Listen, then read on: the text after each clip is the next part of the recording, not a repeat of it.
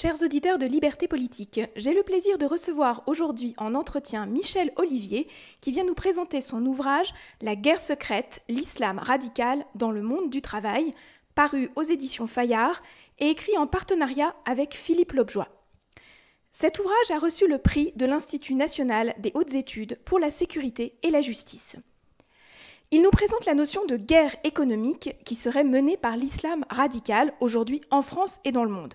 On connaît évidemment la dimension politique de l'islam radical, le terrorisme. La guerre économique, c'est quelque chose de plus inattendu et pourtant, selon vous, quelque chose de très conscient chez les partisans de l'islam radical. Pouvez-vous nous en dire plus ? En effet, notre travail avec Philippe Lobjoie est parti de la découverte dans les publications même des groupes djihadistes, donc Al-Qaïda, Daesh, d'un certain nombre de documents, de doctrines qui invitaient à frapper le cœur même de l'économie des pays occidentaux. Dans leur doctrine, ils avaient adopté un terme grec un peu mystérieux, neurodmésis, qui signifie la séparation de la tête et du corps. Et pour eux, il s'agissait en fait donc de couper le centre nerveux de l'Occident en le frappant à l'économie. Voilà, donc frappant l'économie des pays développés. Et cette doctrine de guerre économique a été effectivement théorisée et ensuite mise en œuvre en incitant les militants de la cause de cet islam radical à attaquer l'économie des pays développés par des actions ciblées, des attentats, et des exemples étaient donnés. Il s'agit de s'attaquer au secteur du transport, et en particulier du transport aérien, et c'était également incité à frapper des dirigeants de grandes entreprises, de grands groupes économiques, du secteur de la banque, de la finance, etc.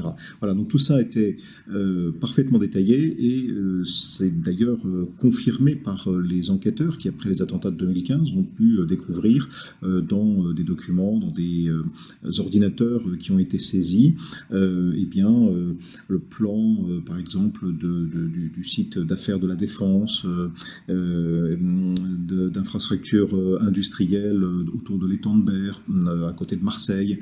Voilà, donc il y avait non seulement cette théorie, mais en plus, effectivement, des repérages destinés au passage à l'acte chez nous pour pouvoir frapper nos économies. Ces objectifs économiques sont-ils prioritaires ? Existe-t-il une hiérarchie dans ces objectifs ou sont-ils conçus de manière concomitante avec les objectifs politiques et religieux ? Alors, d'abord, il faut souligner qu'il peut y avoir une différence dans la doctrine militaire d'action entre Al-Qaïda et Daesh. Daesh a essentiellement voulu installer le califat dans un pays, alors que Al-Qaïda continue de promouvoir une action multiforme en frappant les pays considérés comme ennemis de l'islam sur leur propre sol, et c'est évidemment l'exemple le plus emblématique en est l'attentat du 11 septembre qui a frappé les États-Unis. Après, c'est vrai qu'il y a eu un certain nombre de militants de l'une ou de l'autre organisation qui effectivement ont engagé le passage à l'acte. Pas toujours en Occident, sur nos terres, si je puis dire. Les attentats à visée économique ont été relativement limités, et fort heureusement. En revanche, il y a des coups très forts qui ont été portés à des pays considérés comme alliés de l'Occident, des pays ne pratiquant pas l'islam préconisé par ces groupes djihadistes. Je pense en particulier aux attentats qui ont eu lieu en Égypte, en Tunisie, en Turquie, où là, effectivement, la répercussion économique de ces attentats qui visaient le tourisme a été immédiate. Pouvez-vous nous donner quelques exemples du coût que cette guerre sainte peut avoir pour les pays cibles ? Eh bien, en Égypte, il y a donc le 31 octobre 2015, un avion qui transportait des touristes russes et qui va exploser au-dessus du Sinaï. quasi immédiatement après, 500 hôtels sont contraints à la fermeture en Égypte. C'est tout à fait considérable. C'est les 2/3 des employés dans le secteur touristique et hôtelier égyptien qui se retrouvent au chômage. En 2015, en juin 2015, un terroriste attaque en Tunisie la plage de Sousse. Il va tuer plusieurs dizaines de touristes et va provoquer immédiatement 80% d'annulation des réservations touristiques et un impact absolument considérable sur l'économie du pays. On estime à cet attentat-là à 450 millions d'euros de conséquences économiques pour la Tunisie.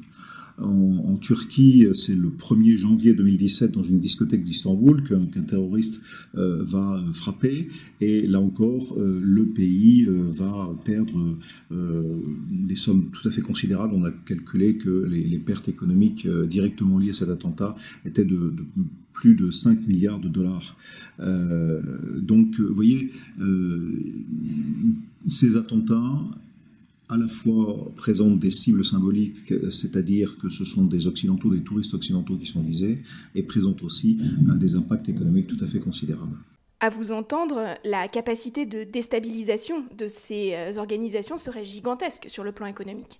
Alors, il faut le nuancer un tout petit peu parce que les attentats dont je vous ai parlé en Égypte, en Tunisie, en Turquie, frappent des économies qui n'ont pas la même capacité de résistance que nos économies occidentales, et en particulier l'économie française. Rappelons-le, la France aussi, en 2015, a été durement frappée avec une série d'attentats qui, aussi bien donc, en région parisienne qu'à Nice, ont eu des répercussions également très importantes, rien que sur la Côte d'Azur, qui pèse à elle seule 1% du tourisme mondial.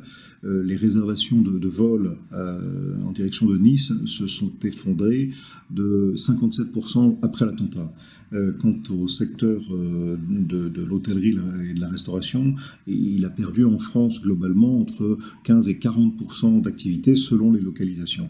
Donc un chiffrage a été fait, évidemment très incertain quant à la prise en compte de l'ensemble des données, mais qui estimait à 2 milliards d'euros les pertes pour l'économie française, c'est-à-dire un point de croissance au quatrième trimestre, 0,1 point de croissance au quatrième trimestre de l'année 2015. Mais nous avons une économie qui a une capacité de résistance qui fait que le rattrapage a pu s'opérer et donc l'impact économique a pu être absorbé sans voilà, les chiffres de destruction d'emplois. Oui, donc cela, c'est l'aspect de la guerre sainte économique indirecte, c'est-à-dire qu'en fait, les terroristes, les islamistes frappent un pays et par contre-coup, son économie va se retrouver déstabilisée. Mais vous insistez aussi beaucoup dans votre ouvrage sur la guerre sainte de l'intérieur, directe, à savoir la guerre sainte dans l'entreprise qui va se manifester par l'explosion des demandes communautaristes. Pouvez-vous nous donner quelques exemples ? Oui, en effet, c'est la deuxième grande découverte de notre enquête, c'est qu'il y a un continuum entre le phénomène de communautarisme, d'une part, la dimension extrême que représente le passage à l'acte terroriste de militants islamistes. Et ce continuum, il est assuré par les revendications qui vont fragmenter notre société en s'attaquant à un certain nombre de règles sociales, de règles qui régissent la vie collective. Et il se trouve que, d'une manière singulière, eh bien, l'entreprise est une cible toute particulière de cette offensive contre les règles qui conduisent à pouvoir organiser la vie collective au travail.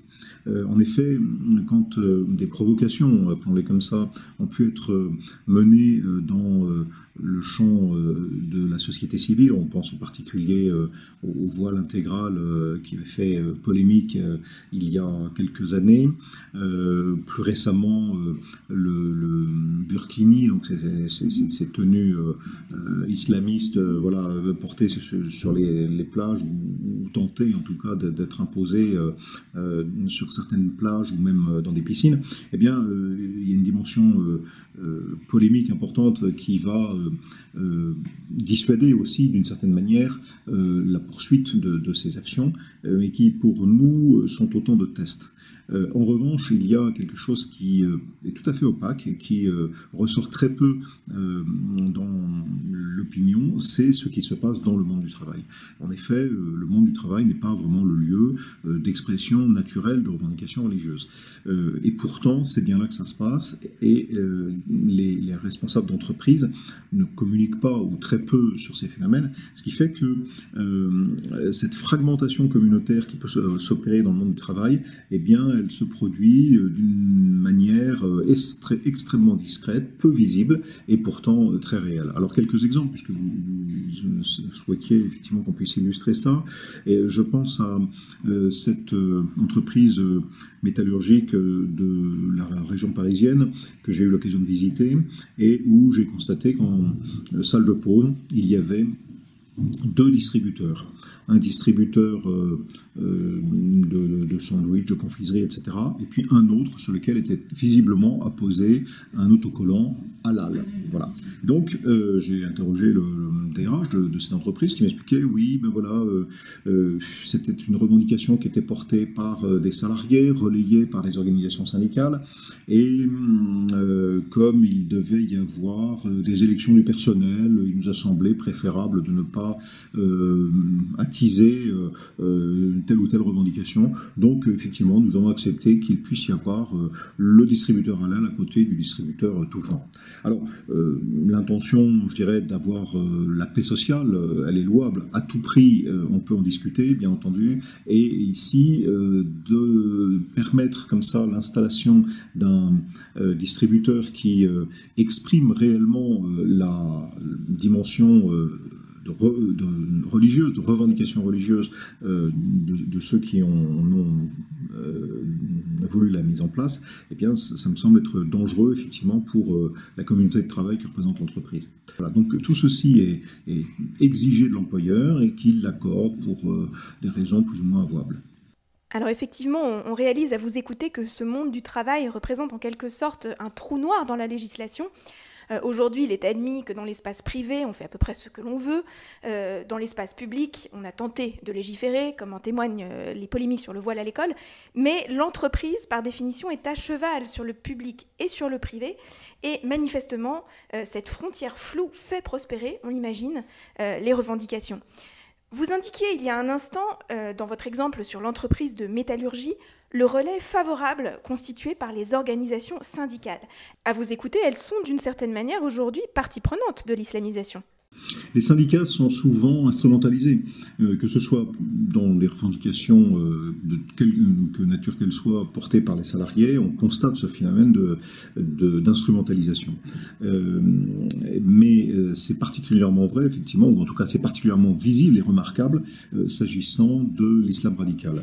Les militants islamistes ont bien compris qu'il y avait des lieux de pouvoir à investir, et la représentation du personnel en fait partie. Et donc on a vu dans un certain nombre d'entreprises, eh bien, des organisations syndicales être investies par des militants assez typés, si vous voulez, représentant effectivement de manière plus exclusive une certaine communauté, et à partir de là, faire pression sur leurs coreligionnaires pour qu'ils rejoignent leur syndicat, pour qu'ils votent en faveur de ce syndicat, et ainsi eh bien, étendre leur capacité d'influence dans l'entreprise et pouvoir porter des revendications.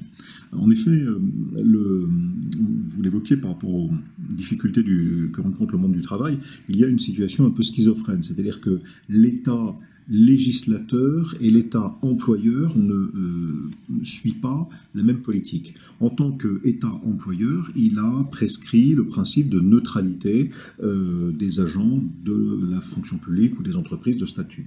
Et alors qu'en tant qu'État législateur, il laisse au contraire s'établir le principe même de la liberté d'opinion et de la liberté d'expression dans l'entreprise privée. Alors évidemment, certains ont su en profiter et aujourd'hui se servent de ces libertés eh bien, pour aller toujours un peu plus loin, souvent voilà, sous forme de provocation, d'un phénomène de fait accompli qui met en difficulté évidemment les employeurs. Prenons un exemple, dans une entreprise de service,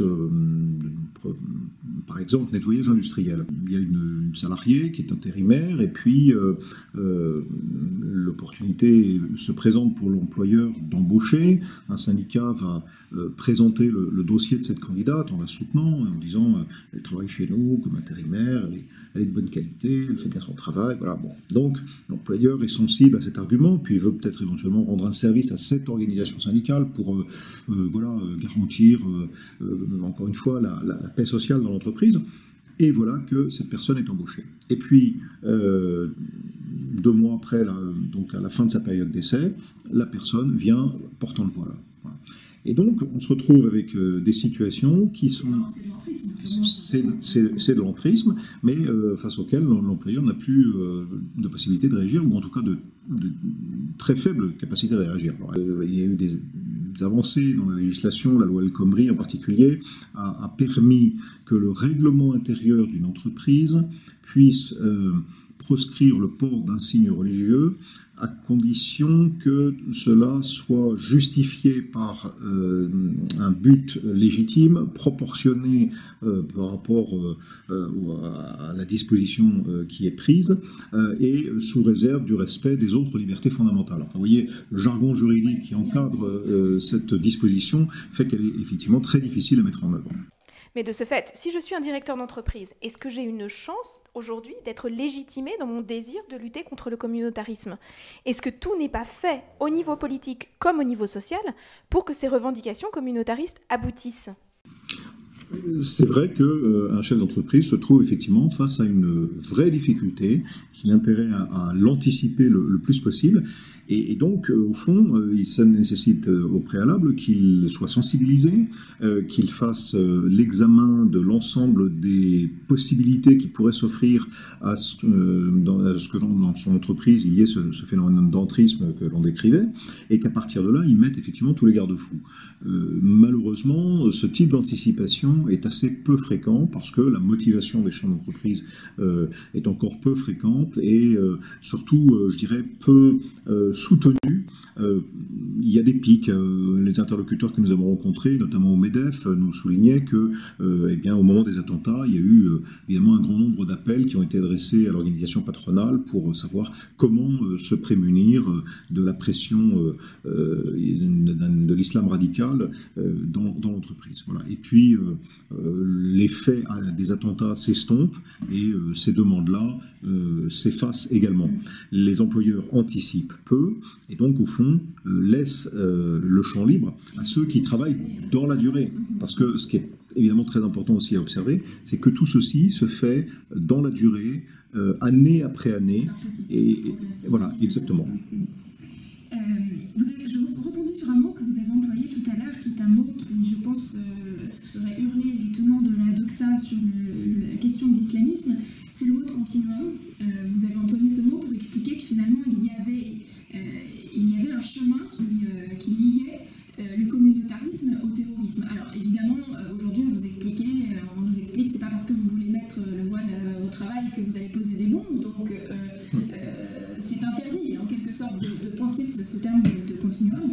Et du coup, en avoir conscience, c'est quand même fondamental parce que vous citez ces exemples dans votre ouvrage, qu'il s'agisse de Kouachi, de Koulibaly, a priori c'était des gens charmants, bien sous tout rapport, livreurs de pizza, employés chez Orange, je ne sais plus dans quel ordre, mais oui. Voilà, des gens qui apparemment étaient des contribuables comme les autres, des citoyens comme les autres, et pourtant, un jour ils ont franchi le pas. Ces djihadistes qui sont précisément indécelables, comment peut-on s'en prémunir et comment lutter aujourd'hui? Alors, juste pour rebondir sur ce que vous venez de dire, ce qui est important aussi de comprendre, c'est cette notion de djihad. Le djihad, c'est, de façon un peu littérale, si vous voulez, l'effort sur le chemin de Dieu. Ce djihad, il a pris la forme historique d'un travail personnel de conversion et sous une forme plus spécifique et considérée comme peut-être plus anecdotique, le fameux concept de la guerre sainte. Il se trouve que les théoriciens actuels de l'islamisme radical ont inversé cet ordre dans leurs enseignements et considèrent que la nécessité d'étendre l'islam par les armes, et non pas seulement de le défendre par les armes, mais de l'étendre par les armes, l'emporte sur la nécessaire conversion à laquelle chaque musulman est invité. Et donc, il y a bien cette volonté de l'extension de l'islam. Alors, celle-ci, elle peut prendre effectivement une forme armée ou pacifique. Alors, vous avez raison de souligner qu'il faut évidemment faire des distinctions. La barbe, ça n'est pas une bombe, le voile, ça n'est pas une kalachnikov, les revendications pour le ramadan ou les prescriptions alimentaires à la cantine de son entreprise, ça n'est pas la même chose que l'égorgement ou la crucifixion à Mossoul ou à Raqqa. Donc il y a incontestablement une différence. La question est de savoir si c'est une différence de nature ou seulement une différence de degré. La question du continuum que vous avez posée, elle se présente ainsi dans certaines entreprises. Des militants, des salariés, appelons-les d'abord comme ça, des salariés musulmans vont dire « ma religion m'interdit de serrer la main d'une femme, donc je ne serre plus la main des femmes ». Alors, du coup, faut-il sanctionner ou pas ? On finit par renoncer à sanctionner cette conduite. On va même renoncer d'en parler. Et finalement, le renoncement conduit à renoncer à des principes même qui sont ceux de l'égalité professionnelle entre les hommes et les femmes. C'est-à-dire qu'on va introduire à l'intérieur de l'entreprise le principe de la séparation entre hommes et femmes, qui est celui du voile islamique. Ce voile islamique, il a une dimension religieuse. Dans l'entreprise, évidemment, on ne veut pas le voir. Et les préconisations qui sont faites, que ce soit par les avocats, par les organisations patronales, consistent à dire aux chefs d'entreprise, vous n'êtes pas théologien, n'abordez pas le sujet sous l'angle religieux, mais seulement sous l'angle de la sécurité, de l'uniforme quand il peut être prescrit au travail, etc. En réalité, qu'est-ce que signifie le voile ? Eh bien, il délimite les regards considérés comme licites et les regards illicites sur la femme. Le regard licite, c'est celui du père, des oncles et du mari, et éventuellement des frères. Voilà. Hein, ils peuvent avoir sur la femme un regard considéré comme licite. Et tous les autres hommes, quand leur regard se porte sur la femme, c'est un regard illicite, et c'est pour cette raison que l'islam préconise donc de voiler les femmes. Alors, accepter cette distinction entre ce qui est licite et illicite dans une entreprise, eh bien, évidemment, c'est renoncer aux principes même sur lesquels s'est structurée, au contraire, notre société française. Et la manière dont ceci nous est imposé, eh bien, c'est une certaine forme de terrorisme. Alors certes, sans violence. On a parlé de terrorisme intellectuel à l'époque où le marxisme utilisait ce genre d'argument pour s'étendre dans la société, et notamment dans le monde du travail. Aujourd'hui, on est dans la même situation. Donc les moyens de lutte, y en a-t-il finalement contre cette guerre sainte économique ? Alors, ils sont présents, mais difficiles à mettre en œuvre. Je ne crois pas qu'il faille imaginer qu'une réforme législative serait d'une grande aide. Bien sûr, elle pourrait apporter quelques précisions, mais je crois que ce qui est essentiel, c'est d'abord la détermination des dirigeants.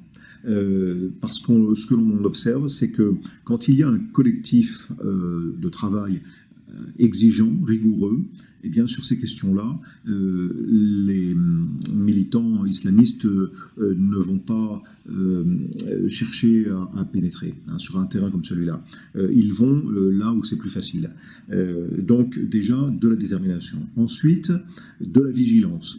Ce que nous avons pu observer au travers de cette enquête, c'est que les problèmes apparaissent là où il y a 2 ou 3 musulmans radicalisés qui vont se réunir, et à ce moment-là, qui vont effectivement engager ce processus de communautarisme et donc de fractionnement communautaire. Évidemment, la vigilance, c'est de déterminer le seuil au-delà duquel il ne faut pas aller, de ne pas les mettre tous dans le même service, dans le même secteur, dans la même équipe de travail, mais voilà, de les répartir, et surtout eh bien, de faire appliquer ses propres règles et non pas de se soumettre aux règles et aux revendications des autres. Dans ces conditions-là, l'entreprise, effectivement, elle peut se défendre. Mais tout ceci nécessite qu'il y ait une prise de conscience et une volonté de faire face à ces phénomènes. C'est bien le mot sur lequel je voulais terminer, effectivement. Les moyens de lutter, vous venez de les mentionner, ils sont compliqués, il y en a peu, mais ils existent. Mais ils ne que s'il y a une claire et franche volonté de lutter contre cela. Et avez-vous pu, vous, à l'échelle de votre enquête, la tester, la sentir, cette volonté existe-t-elle, ou y a-t-il au contraire un fatalisme qui s'empare des entreprises? Fatalisme, peut-être. Ce que l'on observe, c'est que les directions générales sont totalement ignorantes de ces sujets. Les directions des ressources humaines, généralement, ne veulent pas traiter de ce problème. Souvent, elles ont d'ailleurs, des années auparavant, négocié un accord en faveur de la diversité. Elles n'ont pas envie de renier ce qui a été négocié et signé avec les partenaires sociaux. Les directions juridiques considèrent qu'il n'y a aucun moyen efficace sur le plan du droit, et en particulier du droit du travail, qui puisse être mobilisé. Donc, oui, en ce sens, il y a effectivement une certaine démission, ou plus exactement, la volonté de ne pas prendre de risques. Alors, qu'est-ce qui se passe? On renvoie l'affaire au manager en disant c'est à toi de négocier au cas par cas, de discerner, de montrer que tu es un bon manager. Ça veut dire quoi? Ça veut dire que celui qui effectivement rencontre quelques difficultés dans son équipe, eh bien, il a surtout intérêt à ne pas en parler. D'autant plus qu'il peut avoir à côté un collègue qui, lui, parce qu'il n'en parle pas, va passer pour meilleur manager. Il se peut d'ailleurs que le collègue en question soit lui-même de confession musulmane, et il n'a surtout pas intérêt à ce qu'aux yeux de ses corélégionnaires, il puisse passer pour un mécréant. Donc lui, il va arranger les choses. Et du coup, son collègue à côté, il n'a qu'une chose à faire, c'est d'arranger également. Vous voyez, c'est aussi dans ce sens que s'effectue cette espèce de démission des entreprises, et donc c'est pour ça que le sursaut, s'il doit être possible, et il est possible, et s'il est nécessaire, eh bien, il ne peut venir que de la direction générale de l'entreprise. Oui, donc c'est là encore une fois le principe hiérarchique finalement qui détient la clé de la lutte contre cette guerre sainte économique. En effet. Je vous remercie, Michel Olivier, pour ces instants que vous nous avez accordés. Et donc, je renvoie nos auditeurs à la lecture de cet ouvrage passionnant, La guerre secrète, l'islam radical dans le monde du travail, paru chez Fayard. Merci beaucoup à vous. Merci.